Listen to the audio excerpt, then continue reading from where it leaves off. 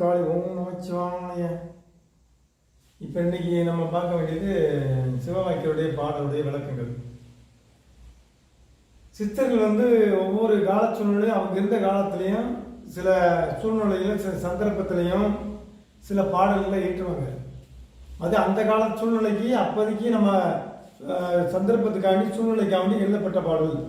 அது இடம் புரிஞ்சு அந்த உண்மை நோக்கம் என்ன, அவங்க எதை சொல்லியிருக்காங்க, எதை மையமாக சொல்லியிருக்காங்க அப்படிங்கிற பார்க்கணும். இப்போ சில சந்தேகங்கள் எழுதிக்கிட்டே இருக்கு. சிவவாக்கியர் உருவத்தை கண்டிச்சிருக்காரு அப்படின்னு. அருவும் உருவம் என்ன அப்படிங்கிறது சித்தர்கள் விளக்கம் சொல்லியிருக்காங்க. உருவத்திலிருந்தே அருவ சக்தி உதயமாகுது. அருவ சக்தி இல்லாமல் உருவ சக்தி இல்லை, உருவ சக்தி இல்லாமல் அருவ சக்தி இல்லைங்கிற அந்த விளக்கங்கள் நம்ம ஏற்கனவே பார்த்துருக்கோம். அதனால சித்தர்கள் சிவவாக்கியர் அந்த உருவம் இல்லைன்னு சொன்னாரா, உருவம் இருக்குன்னு சொன்னாரா, அந்த அவருடைய பாடலுக்கான முழு அர்த்தம் என்ன அப்படிங்கிறத நம்ம பார்ப்போம். இப்போ நாத்தியை போட்டவங்களாம் சிலர் அவங்களுடைய இந்த பாடலத்தை எடுத்துக்கிறாங்க. நட்டக்கல்லை தெய்வம் என்று நாலு பஞ்சாத்தியை சுற்றி முனமுனம் என்று முனமுனம் என்று சொல்லு மந்திரம் ஏதடா,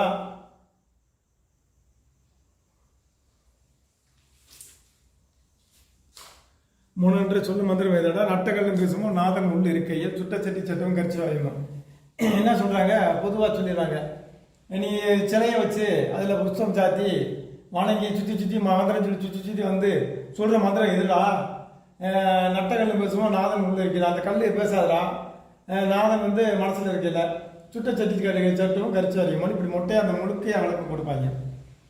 இதனுடைய உண்மை நிலவரம் என்ன, அந்த காலத்தில் சித்தர் காலத்தில் நடந்தது என்ன அப்படின்னு எல்லா 18 சித்தரும் சொல்லியிருக்காங்க. அந்த காலத்திலிருந்தே மெய் குரு பொய் குருன்னு இயங்கிக்கிட்டு இருக்காங்க. 2 வகையான குருக்கள் போலி சாமிகளும் போலி பூசாரிகளும் உண்மையான பூசாரிகளும் ஆதி காலத்திலிருந்து இந்த காலத்து வரைக்கும் இருந்துக்கிட்டே இருக்காங்க. அப்போ சிவவாக்கியுடைய காலத்தில் மெய்யான வழியில் போகிறவங்க தர்மத்தை நினைச்சு வேதங்களை சொல்லி தெய்வ வழிபாட்டிலையும் உருவ வழிபாட்டிலையும் வணங்கி உண்மையான அந்த காட்டினவங்க குருக்கள் இருந்திருக்காங்க. பிராமணர்களும் சில குருக்களும் பல பூசாரிகளும் இருந்திருக்காங்க. இந்த அது சில பொய்யான குருக்கள் இருந்திருக்காங்க. அவங்க என்ன செய்யறாங்கன்னா, மனசுல அன்பு இல்லாம இரக்கம் இல்லாம எல்லா பூசாரிகளும் எல்லா குருமார்களும் எல்லா பிராமணர்களும் தவறான வழியில போகல. ஒரு சிலர்கள் ஆதியிலிருந்து இன்று வரை பூசாரிகளும் சில போலிவாதிகளும் இருக்குன்னு செய்யறாங்க. அந்த காலத்துல இருந்து இந்த காலத்து வரைக்கும். இப்ப இது அவன் போலிவாதிகளுக்கு சொல்லப்பட்டது. சிவவாக்கியர் சொல்ல இது மாதிரி நிறைய பாடல் இருக்கு. இது மாதிரி கல்லிரும்பு செம்பு தராக்கல் வல்லதேவர் உருவம் அங்கே இருந்து போட்டுட்டேன்னு சொல்லி இது மாதிரி நிறைய பாடல்கள் சொல்லியிருக்காரு. அது என்னன்னா போலி பூசாரிகளுக்கும் போலி குருக்களுக்கும் இவருக்கு நடக்கூடிய ஒரு போராட்டம்.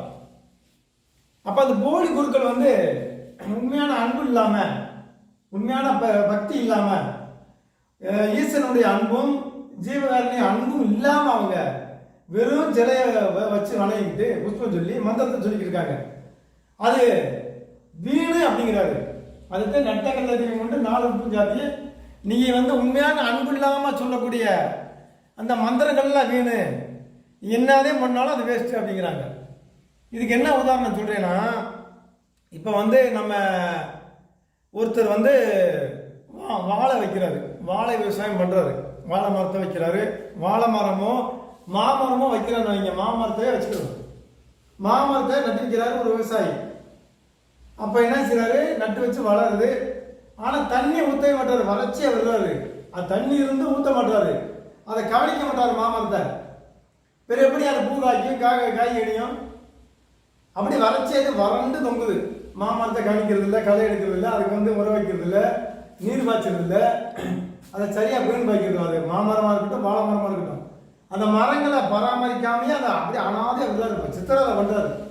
அப்ப என்ன சொல்லுவோம் நம்ம, உனக்கெல்லாம் நீ மாமரத்தையே வளர்க்க வக்கில்ல, உனக்கு மாமரத்தையே வச்சு வளர்க்க வக்கில்ல, உனக்கெல்லாம் இருக்கிற மாமரம், உனக்கெல்லாம் இருக்கிற வாழை மரம் அப்படின்னு நம்ம கண்டிப்போம். அப்ப அந்த மாதிரி ஒரு சூழ்நிலையில நம்ம கண்டிப்போம். உனக்கு மாமரம் தேவையில்லை, வாழை மரம் தேவையில்லை, உனக்கு என்னடா வக்கு இருக்கு, உனக்கு தேவையில்லைடா அப்படிங்கிறோம். அப்ப அந்த சொல்லு அவனுக்கு சொல்றோம். அப்ப நம்ம எப்படி எடுத்துக்க கூடாது, அப்ப மாமரமும் வாழைமரமும் உலகத்துல யாருக்கு தேவையில்லை அர்த்தமாகுமா? அவன் செஞ்சதோ ஒருத்தன் செஞ்ச தப்புக்காக வேண்டி மாமரம் தேவையில்லை உனக்கெல்லாம், நீ வளர்க்கவே வக்கில்ல, உனக்கு இருக்கிற மாமரம், உனக்கு இருக்கிற வாழைமரம் அப்படின்னு நம்ம சொல்றோம். அது அவனுக்கு சொல்லப்பட்டது.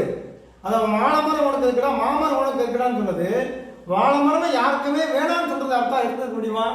அப்படி எடுத்துக்க முடியாது. அதுபோல நீ உள்ளத்துல அன்பு இல்லாம நட்டகளை நல்லா நீங்க கும்பாசம் பண்ணி நல்லபடியா வச்சு அன்பு ஜீவனம் இல்லாம நீங்க மந்திரத்தை சொல்லி நட்டைகளை நீங்க நல்ல புஷ்பங்களை சாத்தி அப்படி மந்திரங்கள் நல்லா சுத்தி எந்த அன்பு இருதத்தில் இல்லாம, ஜீவகாரியம் இல்லாம, ஒரு தெய்வ பயம் இல்லாம, எந்த ஒழுக்கம் இல்லாம, நீ ஒழுக்கமே இல்லாம நீ பஞ்சமா பாதங்களும் செஞ்சுக்கிட்டு நீ சிலைய வச்சு கும்பிட்டு மந்திரம் சொல்லி நட்டகளை நல்லா சுத்தி புஷ்பம் சாத்தி பூக்கள் அர்ச்சனை பண்ணி மந்திரங்களை சுத்தி சுத்தி சுத்தி சொல்றதுனால ஒரு பயனும் இல்லை. அப்படி சொல்ற அந்த மந்திரத்துக்கு ஒரு வலிமையும் இல்லடா. நட்டகளை தெய்வம் 4 புஷ்பம் சாத்தியே நீ ஒழுக்கம் அன்பு இல்லாம பஞ்சமா பாதங்களை செஞ்சுட்டு அந்த தெய்வத்தை நட்டு நீ புஷ்பத்தை சாத்தி அதை சிலையை சுத்தி சுத்தி மனமனமனு நீ சொல்லி எப்படிப்பட்ட வேதமா இருந்தாலும் நீ அன்பு இல்லாம சொல்லுன்னா அந்த மந்திரத்துக்கு வேஸ்ட் வீண் அப்படிங்கிறாரு. அப்படி நீங்க எந்த ஒரு சக்தியும் இல்லாம மனதுடைய அன்பு இல்லாம சொல்லக்கூடிய மந்திரத்தினால எந்த கண்ணு தெய்வங்கள் பேசாது.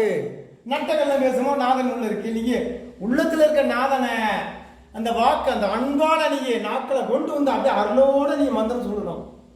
உள்ளத்துல இருக்க நாதன் உள்ள இருக்கீங்க. நட்டகல்ல பேசுமோ நாதன் உள்ள இருக்கீங்க. இந்த உள்ளத்துல இருக்கக்கூடிய அந்த நாதன் இருந்து இந்த அன்பான மந்திரம் வெளியேறி அந்த சிலையில படணும். சிலையில பட்டாதான் அந்த சிலை பேசும். நீ எதுவுமே இல்லாம நீ வெறுமனே மந்திரம் சொல்லலாம். நட்டகல்ல பேசணும் நாதன் உள்ள இருக்கையில். அந்த நட்டகல் பேசாதா. நீ அன்பு இல்லாம நீ மந்திரம் சொன்னா அந்த நட்டகல் பேசாது, அந்த சிலை பேசாதுரா. இதுக்கு எதுக்கு ஒப்பாகும்னா சுட்ட சக்தி சட்டம் கரிச்சு வைப்பாங்க அறியமோ.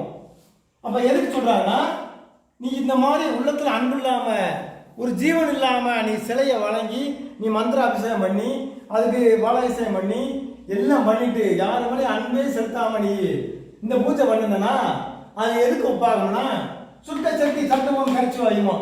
ஒரு சட்டியில் நல்லா சுவையா சோறாக்குறோம், ஒரு சுவையா குழம்போ ஒரு பொரியலை வைக்கிறோம், நல்ல இனிமையான சுவையா இருக்கு.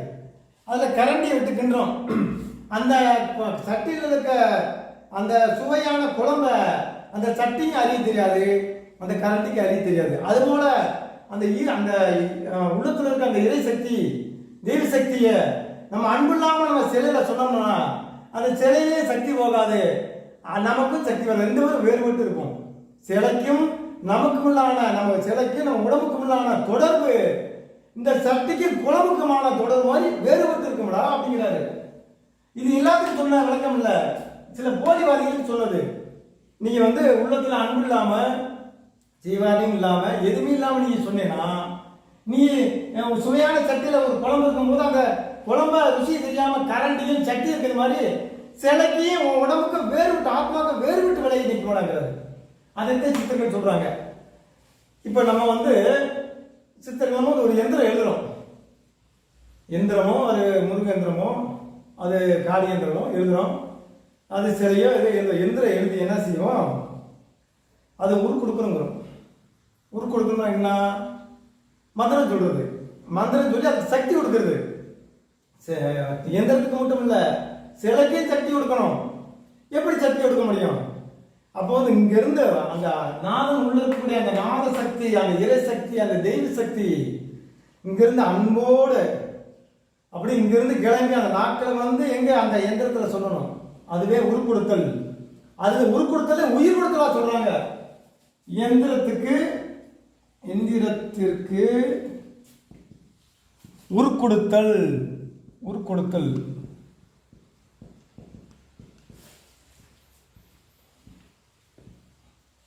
இப்ப இந்த உருக்கொடுத்தல் உண்மையானது உயிர் கொடுத்தல். அப்ப இந்த உயிரை எப்படி கொடுக்கிறோம்? இந்த எந்திரத்துக்கு இது அறுகோண எந்திரம் வச்சுக்கிறோம், எந்திரம். இந்த எந்திரத்துக்கு நம்ம உயிர் கொடுக்கணும். உயிர் அப்ப இந்த நாதனாய ஈசன் தெய்வம் இந்த ஆள் மனசிலிருந்து அந்த அன்போடு இந்த எந்திரத்துக்கு சொல்லணும். ஓம் நமச்சிவாய, ஓம் காளி, ஓம் ஸ்ரீம் கிரீம் அப்படி அன்போடு அங்க சொல்லணும். இந்த அன்போடு சொல்றதுக்கு எங்க நம்ம விட்டு அன்பு இருக்கணும். இந்த உடம்புலையும் மனசுலையும் அன்பு இருந்து பஞ்சபாதங்கள் செய்யாம நம்ம அன்போட சொல்லும் போது இங்க உயிர் ஏறும்.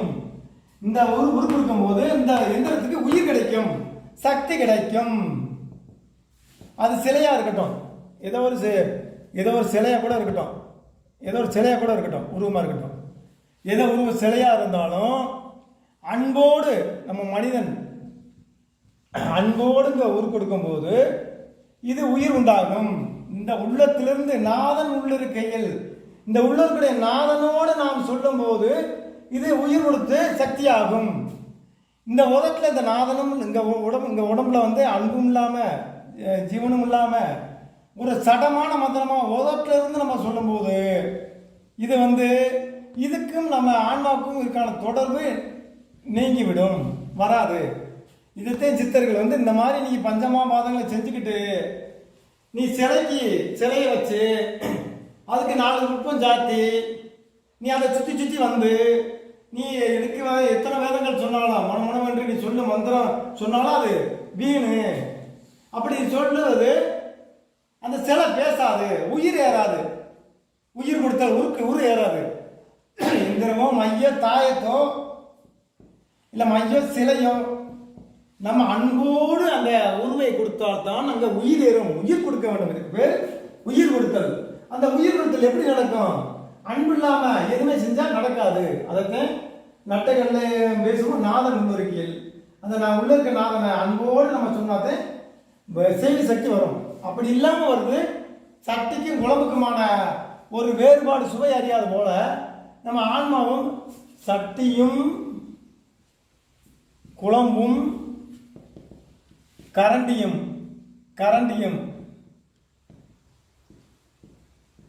ஒன்றுக்கொன்று தொடர்பு இருக்காது. தொடர்பு இல்லாத போல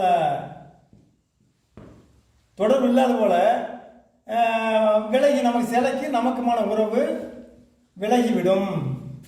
அதனால நீங்க அன்பு இல்லாம சொல்ற மந்திரம் வேஸ்டா, சிலை வச்சு நான் எத்தனை புஷ்பம் சாத்தினாலும் வீணுடா அப்படிங்கிறாரு.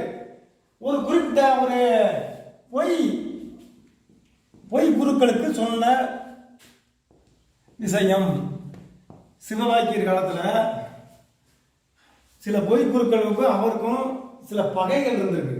எல்லா குருக்களும் ஒரு சில பொய் குருக்கள் அவர் மேல ஒரு சில காட்டங்கள் காட்டியிருக்காங்க. சில எல்லாமே நன்மை தண்ணி அப்பப்போ மோதும், கர்மமும் அதர்மமும் அப்பப்போ மோதும், மெய்குருவும் பொய்குருவும் அப்பப்போ மோதிக்கிறாங்க. அது போல மெய்குருமான சிவவாக்கியரும் பொய்குருவுக்கும் நடந்தக்கூடிய பிரச்சனை.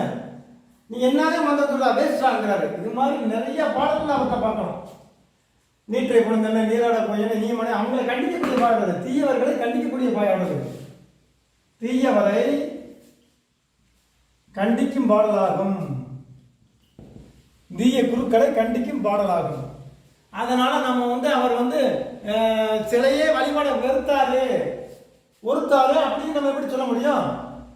சிலையை வணங்கி ஈசனை சிவலிங்கத்தை கட்டி பிடிச்சு தூங்கினவர் சிவவாக்கியர்.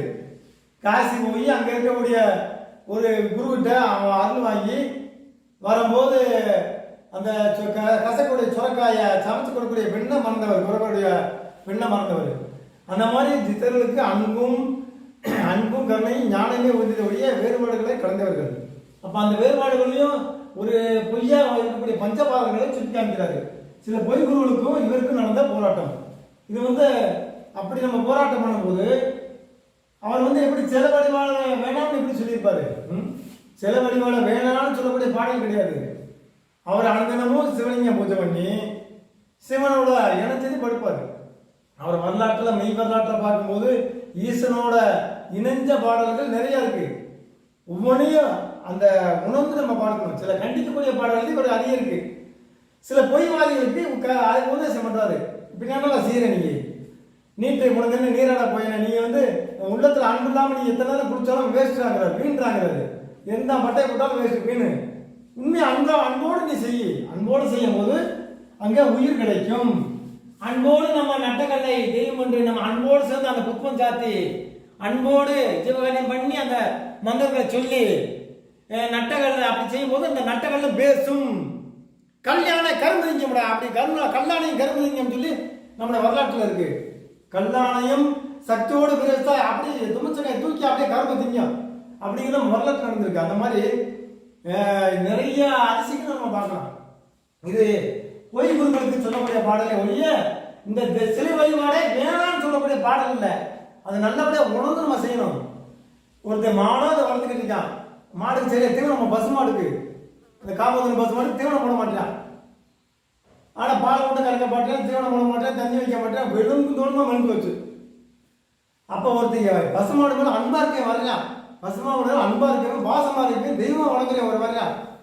ஏண்டா பாய் பாட இல்லையே, இதுக்கு புல்லு போடாம தண்ணி வைக்காம கொலை பண்ணியா போட்டு கொள்றீங்களா? உனக்குனா எதுக்குடா மாடு, உனக்கு தான் எடுக்கிறா புல்லு, உனக்கு எடுக்கிறா பசுமாடு, உனக்கு தேவையில்ல பசுமாடு தேவையில்லை, உனக்கு எந்த மாடு தேவைடா அப்படின்னு கோபத்தை வைக்கிறான். அந்த சொல்லி பசுமாடு தேவையில்லைங்கிறது எல்லாத்துக்குமே தேவையில்லாம ஆயிருமா? கிடையாது.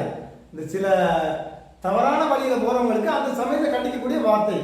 அதுபோல இது வந்து போலிவாதிகளுக்கு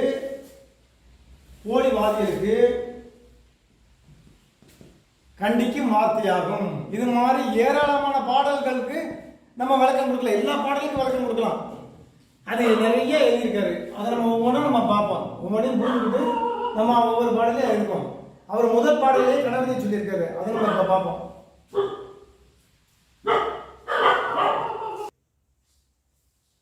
இப்போ வந்து சிவவாக்கியர் கணவதியை முதல் பாடலே கணவதியை சொல்லியிருக்காரு.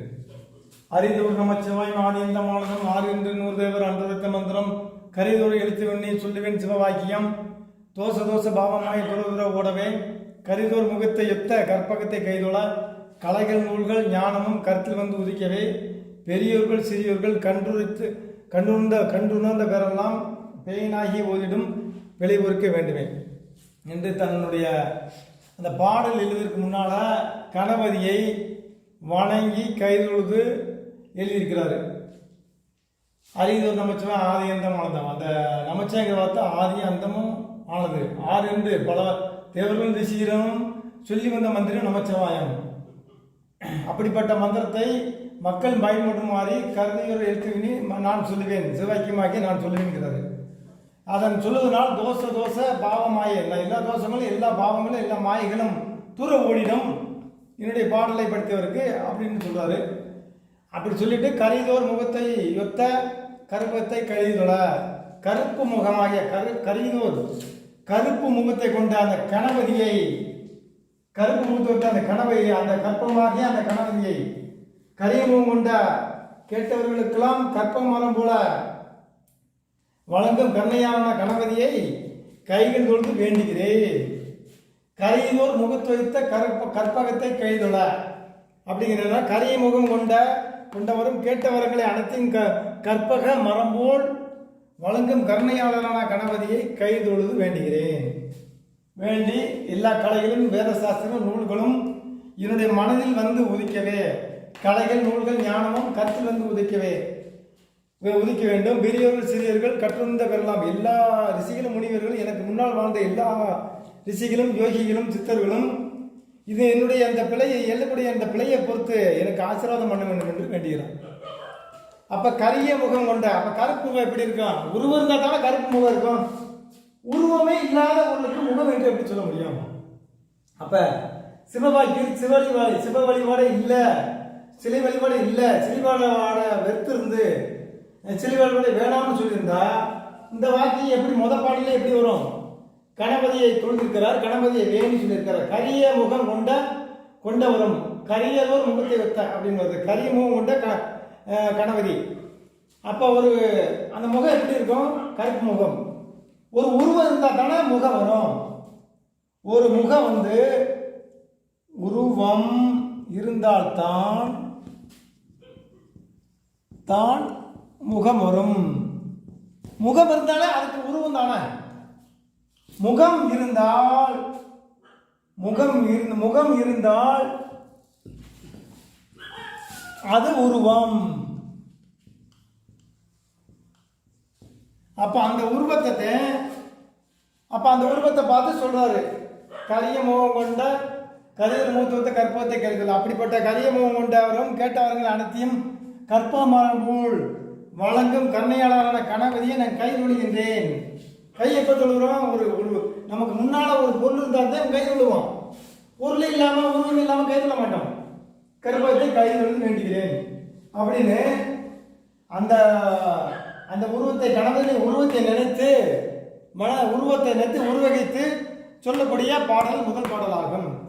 அப்ப எல்லா சித்தர்களும் அந்த முகம் இருந்தாலே உருவம் இருக்கும். முகம் இல்லாம உருவம் இல்லாம எப்படி முகம் வரும்? முகம் கருப்பு முகம்னாலே உருவம் இருக்கு. அது என்னங்கிறது போல சொல்றாரு. அப்போ வந்து நாத்திக சில தீய சக்தியரும் நம்முடைய தர்மத்தை விருப்பக்கூடியவரும் எதுக்கெடுத்தாலும் இந்த பாடலுக்கு சொல்றது. அந்த சிவவாக்கியர் பாடல் நட்டக்கல்ல தெய்வம் என்று நான் விருப்பம் ஜாத்தி சுற்றி இந்த முனமன்னம் என்று சொல்ல மந்திரம் சிலையை வச்சு நீ வணங்கி சொல்ல மந்திரம் ஒண்ணும் இல்லை அப்படிங்கிற மாதிரி. அது யாருக்கு சொல்றாங்கன்னா பொய் குருக்களுக்கு சொல்லியிருக்காங்க. பொய் பூசாரிகளுக்கும் பொய் சாமியார்களுக்கும் சொல்லக்கூடிய கண்டிஷனான ஒரு கண்டிப்பாகும். நீ இப்படி செய்யாதா, இப்படி இருந்தா இப்படி செஞ்சு என்னடா பிரச்சனை ஒரு பிரச்சனை நடக்கிறாரு. திருமூலரும் தன்னுடைய நூல்ல மெய் குரு பொய் குருன்னு சொல்றாரு. அந்த பொய் குருவுக்கு சொல்ல பொய் குரு இப்படித்தே இருப்பியா, அவன் இந்த மாதிரி செய்யா அப்படின்னு சொல்றாரு. குருடும் குருடும் சேர்ந்து குழியில் வந்த மாதிரிங்கிறது. அந்த மாதிரி இந்த சில தீமைகளையும் சில சில குருமார்களும் பூசாரிகளும் தவறான வழியில போகும்போது தர்மமான உண்மையான முறையில சிலையில வணங்கி அன்பால வணங்கக்கூடிய சில உத்தமர்கள் கண்டிப்பாங்க. அதுபோல உத்தமமான ஈசனை சிவலிங்கத்தையும் அன்போடு வணங்கிய அவர் பேரே சிவவாக்கியம். அப்ப அந்த அப்படிப்பட்ட சிவவாக்கியரு பொய்யான குருக்களை கண்டு மனம் கொடுக்குறாரு. நிறைய பாடல்ல அந்த அந்த பொய்யான குருக்களுக்கான ஒரு சாட்டடியுமான ஒரு பாடல் சொல்லியிருக்காரு. அந்த சொன்ன பாடல் வந்து செழிப்பாடல் இல்லை, செழிப்பாளையோட வேணாம் அது அப்படின்னு வெறுக்கக்கூடிய பாடல் கிடையாது. அந்த சாமியார்களுக்கு சொல்லப்பட்ட ஒரு உபதேசமாகும். சில போலி சாமியார்களுக்கு சொல்லப்பட்ட உபதேசமாகும். இந்த மாதிரி ஒரு உண்மையை உணர்ந்து நம்ம அவங்க சொன்ன ஒரு அர்த்தத்தை நம்ம புரிஞ்சுக்கிட்டு நம்ம செய்யணும். காலத்தை அப்ப இருக்க காலத்துக்கு அவருக்கும் அந்த பொய் சாமியார்களுக்கும் அவருக்கும் போராட்டம். அந்த பொய் சாமியார்கள் என்ன செய்யறாங்க? டெய்லி குளிக்கிறாங்க, செய்தி விகுதி விசுறாங்க, மந்திரம் சொல்றாங்க, ஆனா மனசுல அன்பு இல்லையே அப்படின்னு ஏங்குறாரு. நீ சிலகிட்ட வணங்குற அபிஷேகம் பண்ற, உன் மனசுல அன்பு இல்லாம நீ செய்யறா, அது எப்படா பேசுகிறாரு? நட்டக்கல்ல பேசுவோம், நாதம் கொண்டு வைக்கல.